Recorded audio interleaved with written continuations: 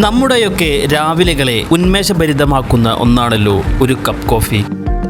ലോകമെമ്പാടും കോടിക്കണക്കിന് ആളുകൾ ഉപയോഗിക്കുന്ന ഇൻസ്റ്റൻറ്റ് കോഫി എങ്ങനെയാണ് ഫാക്ടറികൾ നിർമ്മിക്കുന്നതെന്ന് നിങ്ങൾ എപ്പോഴെങ്കിലും ചിന്തിച്ചിട്ടുണ്ടോ? നെസ്കഫെ പോലുള്ള പ്രമുഖ ബ്രാൻഡുകൾ പ്രതിദിനം ഏകദേശം 100 കോടി കപ്പ് കോഫിയാണ് വിളമ്പുന്നത്.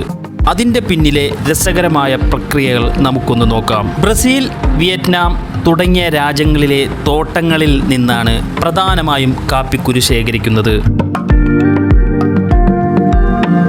കാപ്പിപ്പഴങ്ങൾ പഴുത്ത് ചുവപ്പ് നിറമാകുമ്പോൾ മെഷീനുകൾ ഉപയോഗിച്ചോ കൈകൾ കൊണ്ടോ അവ പ്രത്യേകം വിളവെടുക്കുന്നു.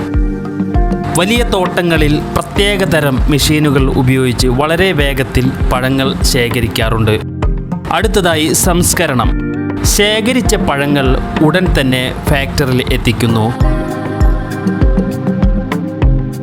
വെള്ളം ഉപയോഗിച്ച് ഇവ കഴുകി വൃത്തിയാക്കുകയും നല്ല പഴങ്ങളെ വേർതിരിക്കുകയും ചെയ്യുന്നു. ശേഷം പഴത്തിൻ്റെ തൊലി നീക്കം ചെയ്ത് ഉള്ളിലെ കാപ്പിക്കുരു പുറത്തെടുക്കുന്നു. ഉണക്കലും വറുക്കലും. പുറത്തെടുത്ത കുരുക്കൾ ഏകദേശം 1-2 ആഴ്ച വെയിലത്ത് വെച്ച് ഉണക്കുന്നു. ഇവ പാക്ക് ചെയ്ത് മെയിൻ ഫാക്ടറിയിൽ എത്തിച്ച ശേഷം ഉയർന്ന താപനിലയിൽ വറുത്തെടുക്കുന്നു. വറുക്കുന്ന സമയത്തിനനുസരിച്ചാണ് കാപ്പിയുടെ കടുപ്പവും രുചിയും നിശ്ചയിക്കപ്പെടുന്നത്. അടുത്തത് ഇൻസ്റ്റൻറ്റ് കോഫി നിർമ്മാണം. വറുത്ത കുരുക്കൾ പൊടിച്ച ശേഷം വലിയ മെഷീനുകളിൽ വെച്ച് തിളപ്പിച്ച് കട്ടിയുള്ള കോഫി ലിക്വിഡ് ഉണ്ടാക്കുന്നു.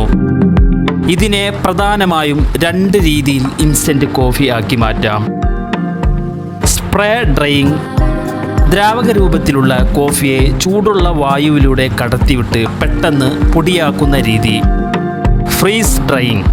കോഫി മിശ്രിതത്തെ 58 ഡിഗ്രിയിൽ തണുപ്പിച്ച് കട്ടയാക്കിയ ശേഷം ചെറിയ തരികളാക്കി മാറ്റുന്ന രീതി. നെസ്കഫെ ഗോൾഡ് പോലുള്ള പ്രീമിയം കോഫികൾ ഈ രീതിയിലാണ് നിർമ്മിക്കുന്നത്. പാക്കേജിംഗ്.